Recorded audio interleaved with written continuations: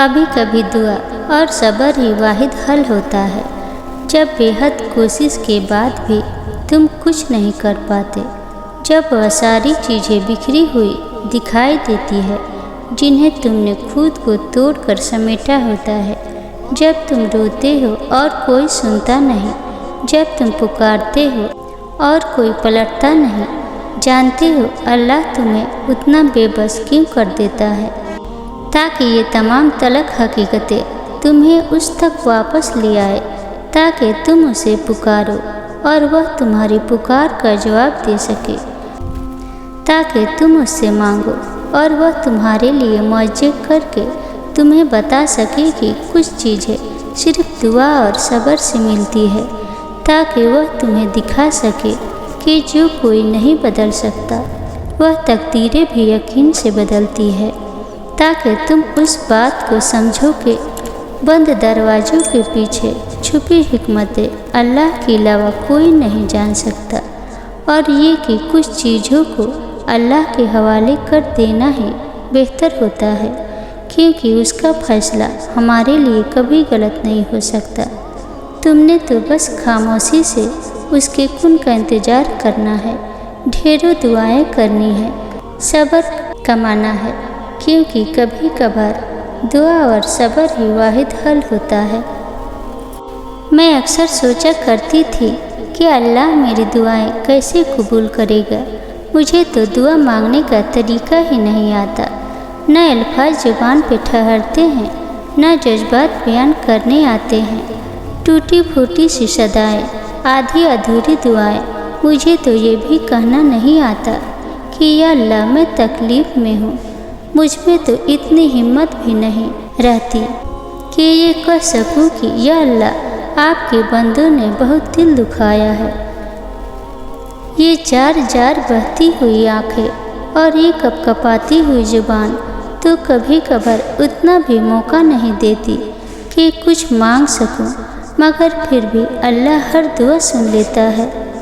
वह अनकहे अल्फाज जो मैं कहती नहीं वह समझ लेता है। मेरी कपकपाती हुई ज़बान का दुख जान लेता है। उसको बहुत पसंद है जब उसका बंदा उसके दर पे आके रुकता है, और वह तो उन दुआओं को भी रद्द नहीं करता जो 3 साल का छोटा सा बच्चा अपनी तोतली ज़ुबान में कहता है, वह ज़ुबान जो माँ और अल्लाह के सिवा कोई नहीं समझ सकता। फिर कैसे मुमकिन है कि वह तुम्हारी पुकार रद्द करे? कैसे मुमकिन है कि वह तुम्हारी सदा नज़रअंदाज कर दे? हालात बड़े सख्त हो गए हैं, मामलात सही नहीं हो रहे, जिन पर भरोसा था वह दगा दे रहे हैं। अब सब्र नहीं हो रहा, लेकिन सब्र ही तो करना है, उसी का तो अजर है। जब सांस भी न लिया जा रहा हो, दिल शिकस्ता हो चुका हो, तभी तो सब्र करना होता है।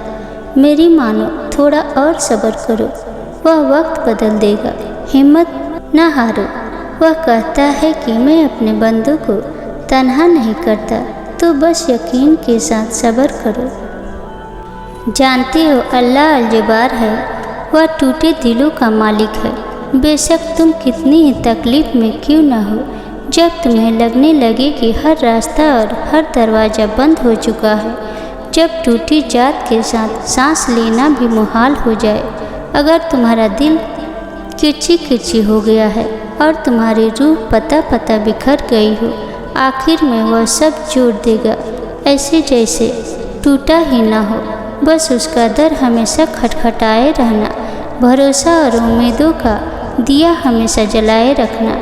दिए की लो जरूर टमटमाएगी, मध्यम भी पड़ जाएगी, हवा के शदीद झोंके में बुझने भी लगेगी, मगर उन सब झमेलों के बाद भी रोशन हो जाएगी। इसी तरह अगर तुम अल्लाह की जात पर भरोसा रखोगे तो वह खुदा नामुमकिन को भी मुमकिन कर देगा, टूटा दिल जोड़ देगा, बिखरी रूह समेट लेगा, क्योंकि तोड़ने और जोड़ने वाली जात तो सिर्फ अल्लाह की है। मुनाफिक को नेकी की तरफ बुलाया जाना हमेशा बुरा लगता है, उस पर नसीहत गरा गुजरती है। वह नहीं सुनना चाहता किसी से कोई दीन की बात, वह उसे अपनी अना का मसला बना लेता है। उसका दिल घुटन का शिकार हो जाता है, तबीयत बेजार होने लगती है।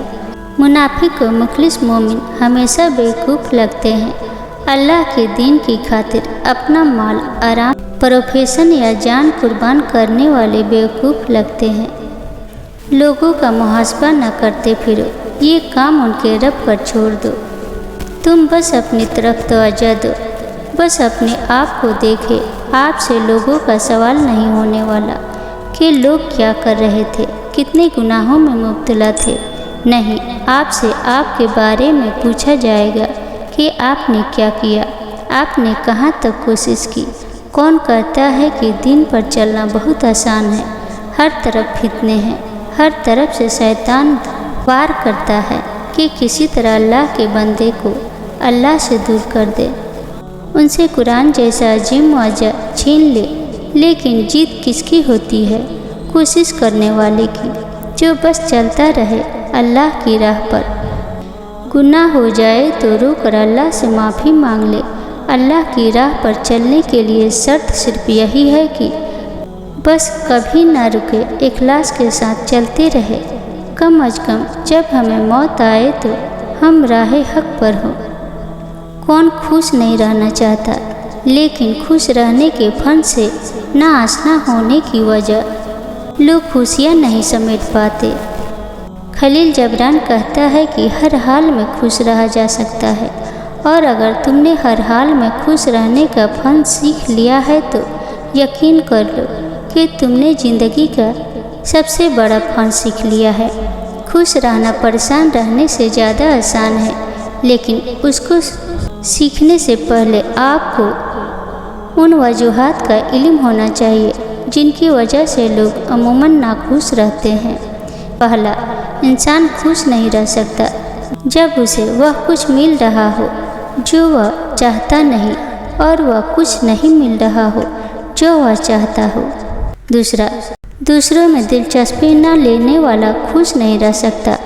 तीसरा, खुशी तमन्ना से नहीं मिलती, बल्कि ये तो बांटने से मिलती है। चौथा, दूसरों से ज़्यादा तवक्कुआत वाबस्ता करने वाला खुश नहीं रह सकता। पाँचवा, वह खुश नहीं रह सकता जो किसी शर्त कंडीशन की बुनियाद पर खुश है। मसलन, अगर मुझे फला चीज़ मिली तो मैं खुश हूँगा। छठा, वह लोग जो छोटी छोटी बातों को बहुत बड़ा करने की आदी होते हैं, वह कभी खुश नहीं हो सकते, क्योंकि छोटी बातें छोटे दिमागों को परेशान करती है।